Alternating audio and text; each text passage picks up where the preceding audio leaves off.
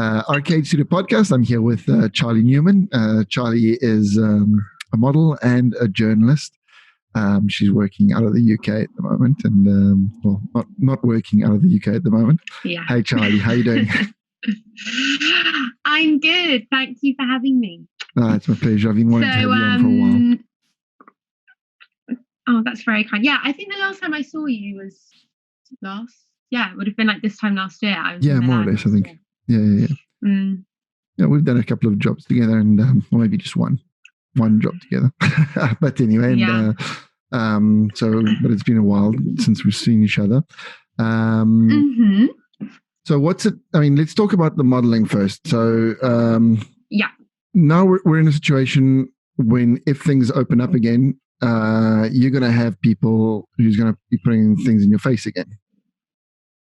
Yes. You know, so I've quite enjoyed. Yeah, I've quite enjoyed not having to like look the part and not being touched all the time. But to be honest, also I've been doing modeling for almost 10 years now, so I am kind of used to it. I guess maybe it's the same with you. The transition hasn't been that stark between pre-lockdown and lockdown in the terms of, I think if you have a Monday to Friday job, 9 to 5, then you probably feel it a hell of a lot more than we do, because it's never been like that. It never will be like that. So I guess we're lucky that obviously not going out is very different to usual, but it just is in that sort of work routine is it doesn't feel such a shock. But yeah, I literally spoke to the head of my agency, Models One in London, yesterday. They furloughed everyone apart from the directors. Oh yeah, do you have this word called furlough? Yeah, we do. Yeah. What is it in Italian? It's called Ooh, testing you. It's not coming to me at the moment. Don't worry.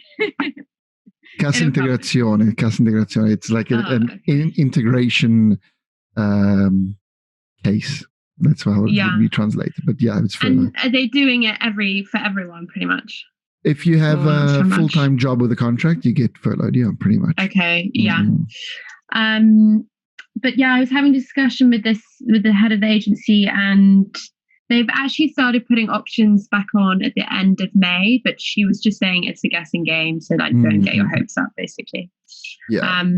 I have been getting some strange messages from photographers asking if they want to do and I don't know if you've done this, so I'm sorry if you have. I haven't done anything. But there's FaceTime. I don't even know what the fuck it is, so I don't know if I've seen a few people do that.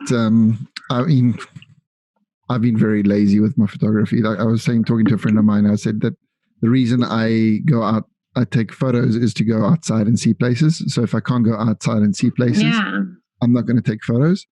So I'm not really interested in doing the whole through the looking glass sort of picture.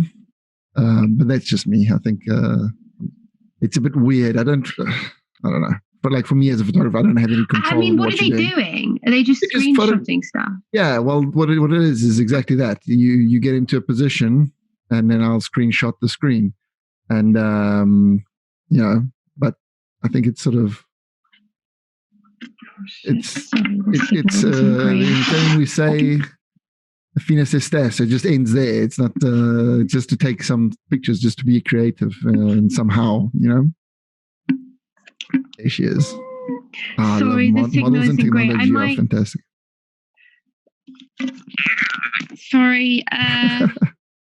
No worries. I just turned off my Wi-Fi, so hopefully that is better. Sorry, the countryside is so bad. Oh no, you're fine. It just. Thank you. Cool.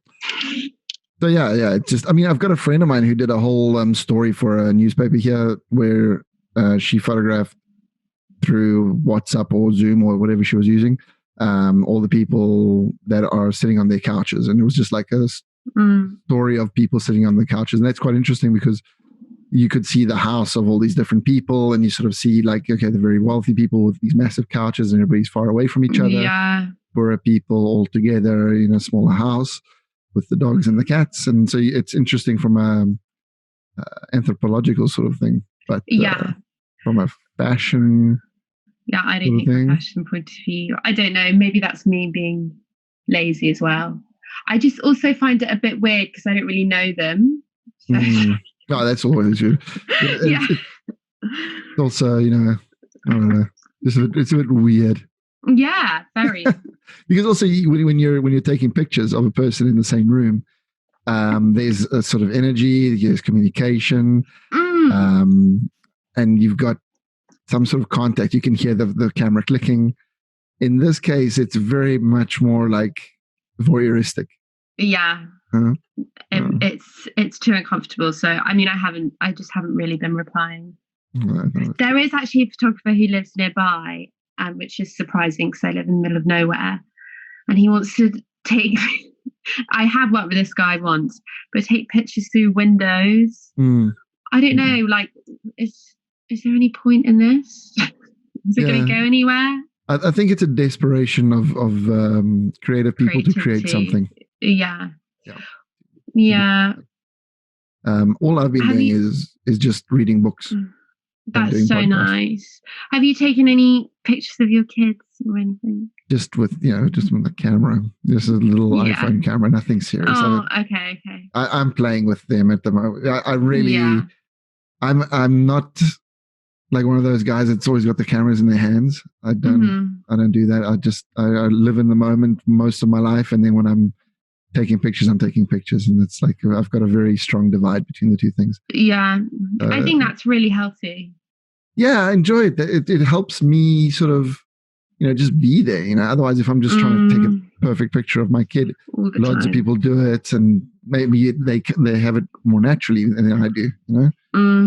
Well, I don't know. We'll see. No, what I was interested in is sort of the thing where, when you're in like fashion shows or if there's a situation where there are lots of models and on a shoot, you'll have like a makeup artist, and in theory she'll have all her paint, all her brushes clean and whatever. Yeah. But now when we start up again, there's going to be some very different situations, I think, on sets. In what way? Sorry, just as in like... Just like if we have to take in consideration the fact that this virus might still be out there, probably will be. And if I'm putting makeup on you or doing your hair or whatever, obviously the makeup artist will have masks on or whatever. But if I put lipstick on you, I put it on somebody else. All of that stuff. I mean, maybe this is where I will crumble and the Instagram influencers will rise because they can supposedly do their own makeup and hair. I don't know. Yeah, it is a very I don't find it intrusive, but it can be a very intrusive job. They are extremely close to you, and you always, regardless of what job it is, I find that you always get closest to hair and makeup. Yeah, of course. Not just physically, but also you chat to them the most because you spend most time with them by yourself.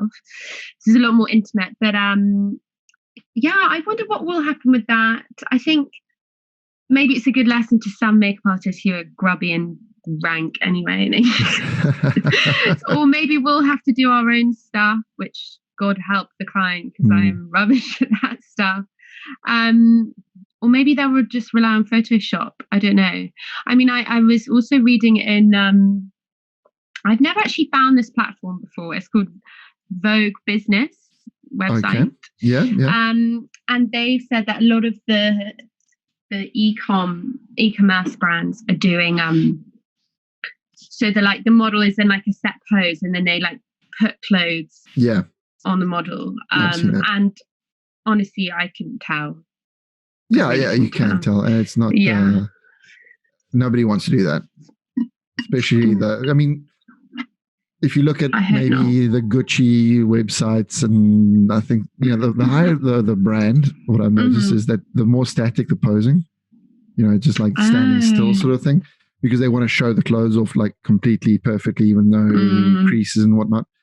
And then as you go further towards the Zara side of things, they try to make things much more editorial, because they're trying to show a lifestyle rather than the actual clothes.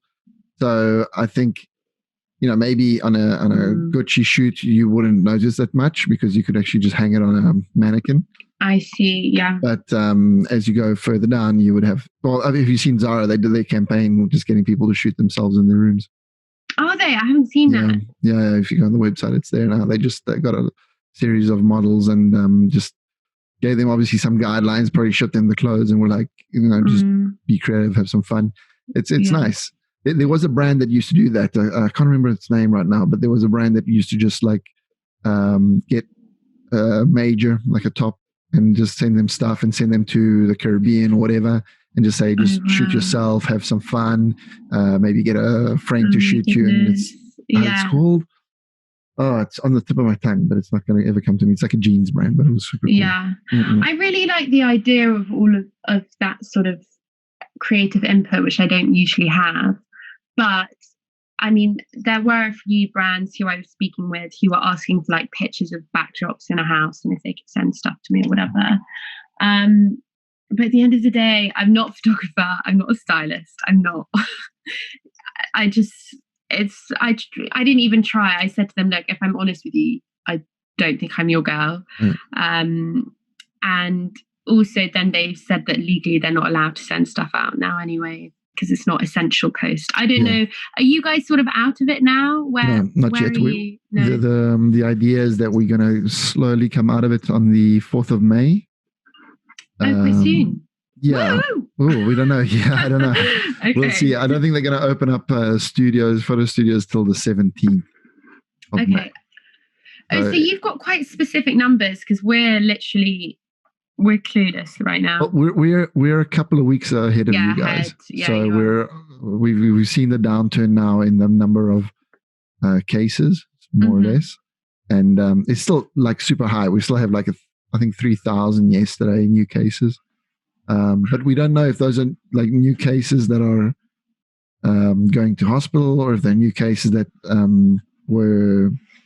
That have had it and have gotten over it, and they just checked their antivirals and that kind of stuff.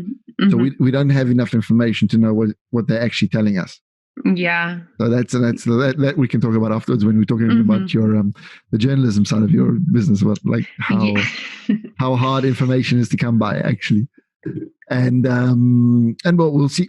Like that's the idea. The 4th, they open up all essential like things that you can do separate from other people. And then on the 17th, they'll start opening up offices and studios and whatnot, but it'll still have to be with social distancing. So I don't know how we're going to do in a studio and with masks and gloves. That's going to be weird. I'd rather not work. Yeah. I mean, to be honest, I'm trying to think. Styling, it depends what kind of shoot you're doing, and if you're doing like underwear or whatever, I think that's fine, because having too much hair and makeup looks shit anyway. Well, I think so you won't need them. And styling, you don't really need to put someone's pants on. Yeah. So I think that's the only. Although some are creepy that way. Yeah, maybe for some. I don't know. But yeah, so you should be okay. I mean, you do a bit of that kind of stuff. So you're. Yeah. Well, who knows? I think as well. One thing the agency did say is that we won't be traveling at all for a long time, which maybe is a good thing. I don't know how you feel about this. Is a good thing for the industry because it will sort of localize it a bit more and champion local photographers rather than shipping the same people in. I don't know. Yeah, I mean, that's one of the things that we have here in Milan that's quite difficult because. We get a lot of competition from UK-based photographers, like loads and loads and loads. They're always here. Who? I don't know, but UK-based photographers. Yeah, but maybe they're even Italians, but they live in London, right? And I see. But there are quite a few that come out here for especially the hiring jobs. Maybe a lookbook for Bottega Veneta is definitely going to be shot by what's his name? Anyway, that guy. And so there's a lot of that. There's a lot of UK based production companies that have opened up offices here in Italy. Oh, right. And so, because we got so many brands here that they want to have a slice of that pie. Yeah. And also in London, we don't have that level of brand as you do. I mean, they're like big names. It's like Burberry and Vivienne Westwood. That's really it. But you have so many. Exactly. Exactly. We're the ground zero for brands at the moment. So. Yeah, ground zero. And it's hard to get in there. So for like the Italian photographers are hoping that there will be a little bit of a rekindling of the local talent. Oh, good. And maybe see what happens there. But I think it's going to last for like a season, and then as soon as the restrictions on the planes are off, then it's left. Like, all right. Yeah, because it's a different. I was speaking to a friend of mine who works at Highsnobiety, and he was giving me a bit of insight on how like brands get pressured into choosing certain types of photographers by their press officers and whatnot, because they want to keep these, the people that work for certain magazines like in butter. So it comes from like above, you're going to work with that guy because if you work with that guy, then we can get this kind of visibility. It's better for you. You get, it's, I mean, it makes sense. Yeah. Makes sense. Yeah. But anyway, we are struggling with that. What about, you're South African, aren't you? Yeah. What about back home? How's it there? It seems like they locked down. They've been locked down for I think 5 weeks now. But they haven't had that crazy exponential rise in cases, because number of reasons. I think the first is that the people that brought it back from Europe were all rich white guys. They went skiing in Europe. Right. It's pretty much all come from that kind of story. Yeah. So they'd come back, they'd move to their suburban countryside house, wherever it is, and they would contaminate their their social group, and so it was harder for it to get through to the townships where it would have made more damage. Thank goodness. Yeah, but obviously also the help that works in these houses, they generally live on the property during the week. So maybe if somebody gets sick, then you can keep them there for a while, So that might have helped. Then they're talking about the tuberculosis vaccine being efficient against coronavirus. I haven't heard that. Maybe there's a correlation, but it hasn't been proven yet. Okay. So that might be something. And then because we have such a massive AIDS and tuberculosis crisis in South Africa, we already have, and in most of Africa, we have a really good structure for dealing with epidemics. Mobile clinics, testing facilities, all this kind of stuff. So as soon as it happened, these things were all pushed out into the areas where it was most needed, and people getting tested slowly, but it's been happening. Okay. So we'll see. We don't know what's going to happen yet, but at the moment it looks quiet. Are you writing anything at the moment? Are you doing anything? Yes, that's literally all that I am doing. The only problem is that obviously I'm freelance, and a lot of publications only have the budget for their in-house team right now, and not having contributors. I mean, that could just be an excuse. They could just think I'm crap. You never know. Yeah, you never know. But yeah, I mean, I do think what I found, I don't know if you've been reading much online, but the content online now is quite disappointing. Well, I just find it quite dry. It's very, what this celebrity is doing during quarantine, or like what to read, what to cook, what to whatever. But, or it's news. There's no like balance. And I think that's what needs to be addressed, because that's real people's life. We're all in the middle of that. So I don't know, hopefully someone will take me on. I don't know. I've never actually tried to reach outside. I've written for American publications in English, but I guess Italian probably wouldn't want me because I don't speak Italian. We have a couple of magazines here that translate articles. So there's the Internazionale, which is the most famous one that basically takes articles from all over the world, and they translate it into Italian.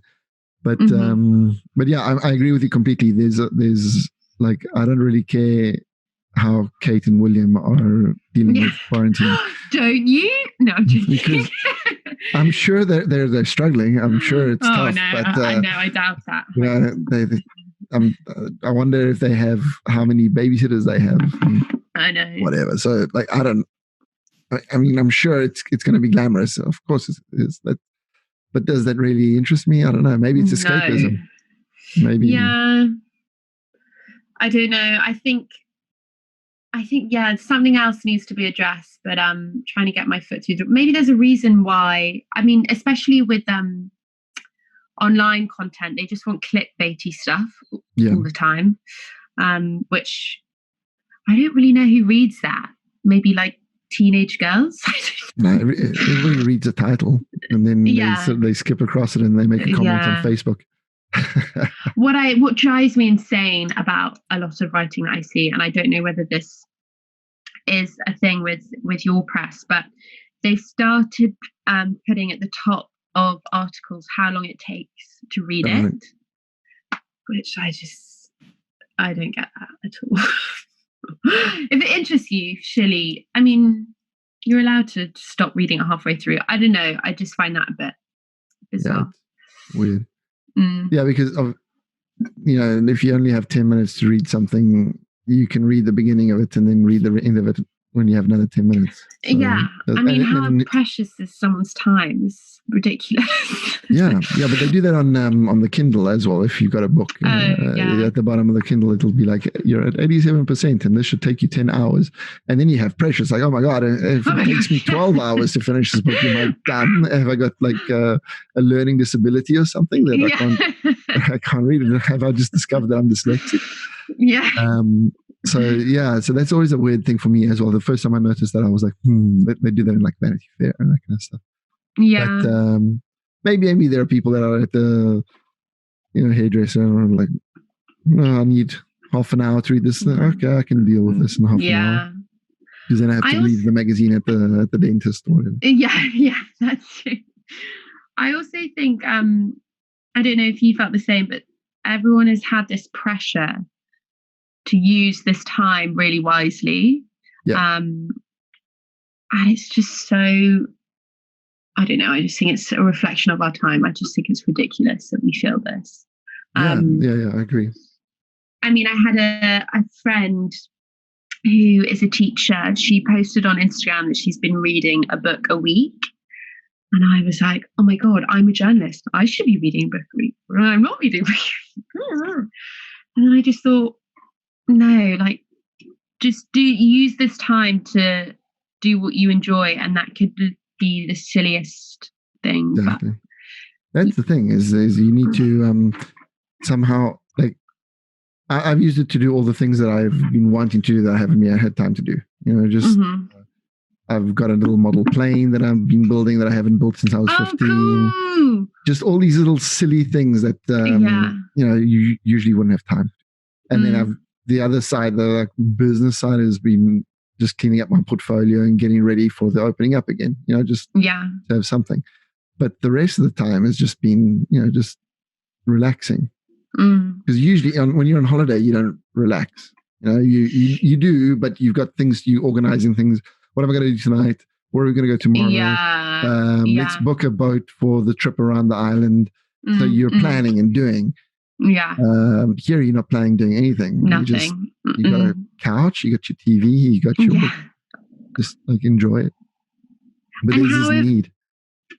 Yeah, you were saying, go for it. Sorry, how are your children with it? Because I think it must be hard. I've only got 1 2-year-old, and she's fine. She's loving having dad at home. Yeah, care. She doesn't know what's going on.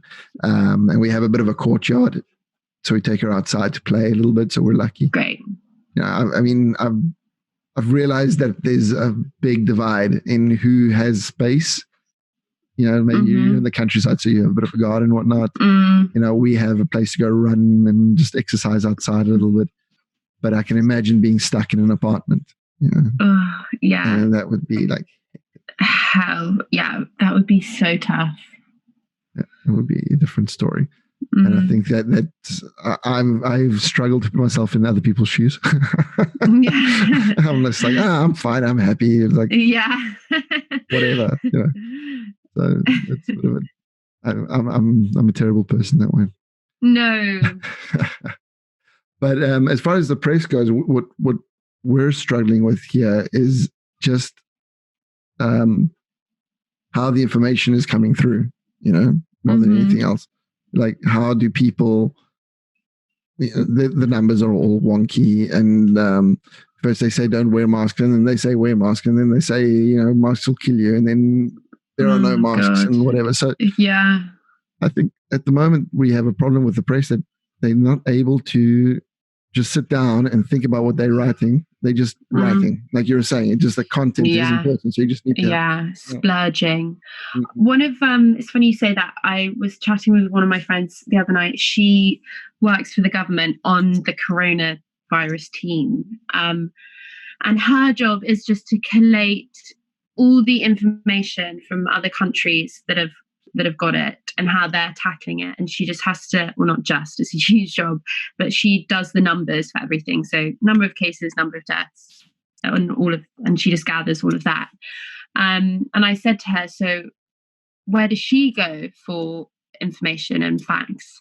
And she said, no, literally no news channel would they go near. That she said the only, obviously this is just English, the only English one that is trustworthy is the BBC. I don't know if you've got like an equivalent of that, because it's the only one that doesn't have an agenda. But and this sounds really awful, but I've stopped watching the news. I get the Saturday and Sunday papers, but yeah, it's just a bit depressing.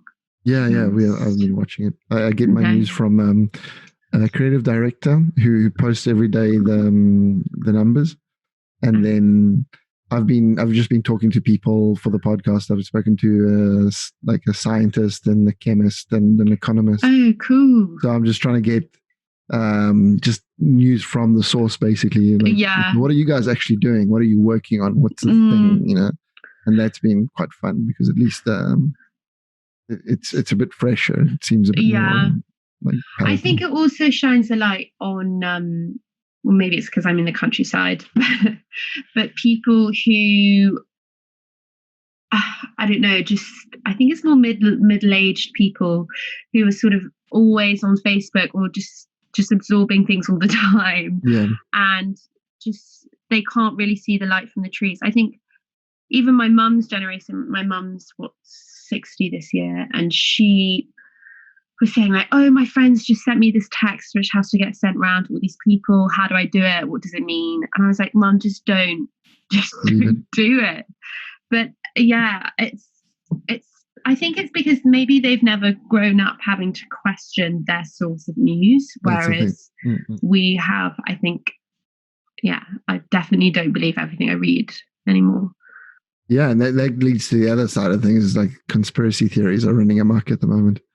Like a madness.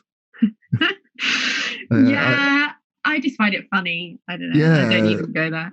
But then I see people that like I know really well and they're like into this, and then I'm like, oh my God, like I'm gonna have to block you for a while because I don't want to see the side of you. They also probably love watching Black Mirror and like all these other things on Netflix. And Black Mirror is cool. Yeah, you just gotta watch it as a TV show, not think it's like future real history. Life. Yeah. It can't be done. And you haven't been doing any Instagram lives and that kind of stuff? No, I've had to do, which I cringe so much with, but Instagram takeovers, and I'm Instagram girl, but it's just for my agencies. I wouldn't do it for any brand, but I feel like I owe it to my agencies, so I'll do them. But even that, I mean, I guess Instagram isn't really a place for a wealth of information, but I watch some girls and it's just like textbook tragic. Like wake up, face mask, avocado toast, yoga. I don't know, just like, really? Is that yoga? Do I? Yeah, I do, but yeah, I wouldn't I wouldn't feel the need to tell people to do it. I don't think. Yeah, no. But It's a tough one. It's like the narcissism of Instagram Live is special, because it's like you don't prepare anything to go on Instagram Live. You just sort of like, oh my god, my life is fantastic. I'm doing something really cool. Let's do this and talk about it. And it's like, okay, just come up. I don't really understand how it works. Do people like ask questions on the? Yeah, you've got the chat going through, so you can ask people questions. So it's a good way, if it's somebody that you want to get in touch with. I mean, it can lead to some hilarity as well. There's if the right person comes up and he starts talking to the person who's doing the live, and they have a bit of chemistry, then something can actually come up, and that might be the most interesting part of it. But I don't know. Most of the time, it's just dreariness. But even when like more serious people do it, now the museums here are doing a lot of Instagram lives, talking to curators and whatnot. Oh, nice. It's tough to follow. It's tough to follow it because you gotta not use your phone for the hour that these people are on for. Oh, I see. Have you noticed? Do you get those notifications where it tells you about your screen time that week? Yeah. Oh my god, it's so scary. How much screen time have you got? Terrifying. I've definitely had about 6 hours at one point, which is just nasty. One thing I have set since lockdown is a 20-minute timer on Instagram, which has been, I don't know, it's made me feel better. And what else have I done? I've turned my phone on black and white mode, which supposedly a friend showed me how to do this. So, and you can turn it back onto color really easily. It's not permanent, but basically you get less of sort of a serotonin endorphin hit if it's not in color. So you're just not as fussed. That's interesting. Yeah, because it makes me sound like I'm addicted. That ripe. No, you are addicted. Yeah. You don't have that ripe fruit effect. Like, oh, look at this is red, and this needs your attention, and this is green, and it's like calming. It's like if it's black and white, you're just looking at the content. What it is. Yeah. So that's interesting. So that's been good. What else have I done? I brought my alarm clock from London back with me. Because I think that's really good. I don't know, when I had an alarm on my phone, especially when I'm traveling, I then just end up sifting through so much stuff that you just don't need as soon as you wake up or go to bed. So leave my phone on charge outside. No, that's good. My top tips. Perfect. Charlie's top tips. Cool. We're almost on the hour, but I had one question that had to be answered. Does Charlie surf? Do I surf? Yeah. I do a bit, but so Charlie does surf. Wait, why? It's a phrase from Apocalypse Now. Oh god, that is not a film to watch right now. No, it's awesome. Basically, the I don't know, the commander of this troop of soldiers, he goes all over the Vietnam during Vietnam surfing with the helicopters. Oh wow! And he's like, the question is that aren't you worried that something's going to happen to you while you're surfing? And he's like, Charlie doesn't surf. I do surf. Well, I've only surfed I think 3 times, twice in England of all places with a wetsuit. And then once last year I was lucky enough to go to Sydney for 2 years with work, 2 months, sorry.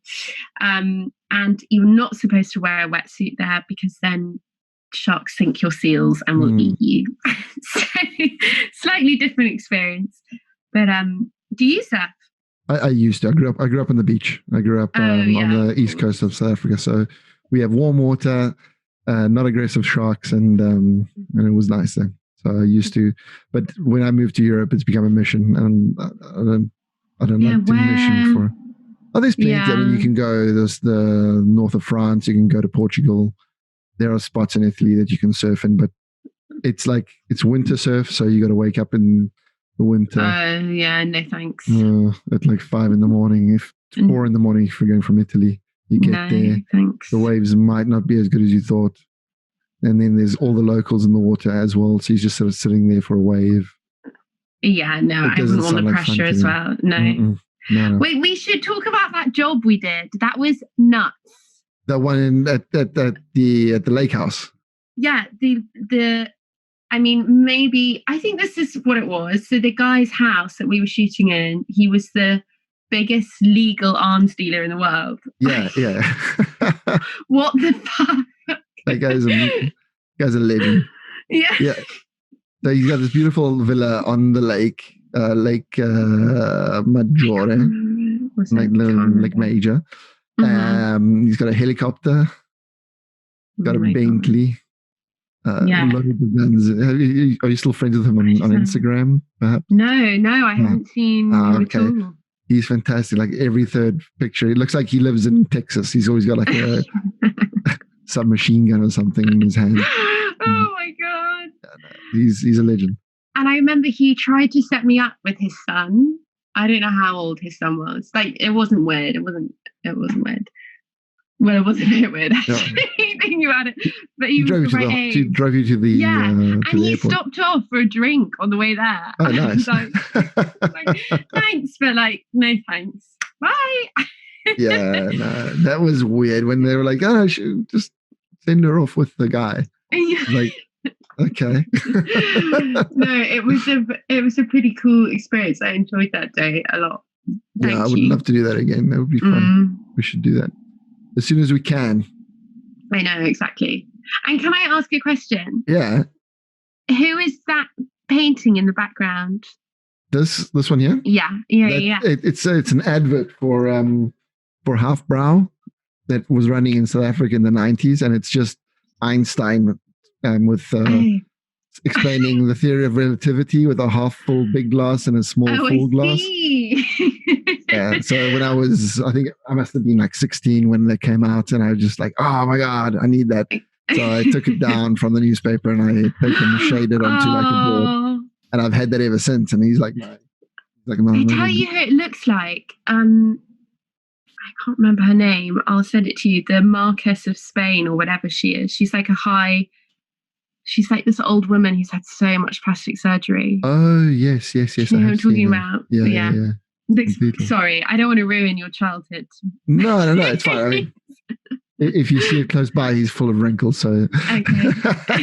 It's like, no, that's the thing. I thought that would be fun because apparently when you do podcasts from home, you have to have books and you have to have some artwork. It's a thing that. Oh, really? It's like a thing. Yeah, you're close. You're close. I'm in my mum's room. Yeah. You got artwork. You're fine. Charlie, thanks so much. Oh no, thank you. It's always a pleasure to have a chat with you, and maybe we'll do it live the next time you're in Milan. Cool. Yeah? Love to. Yes. Right. Bye, everybody.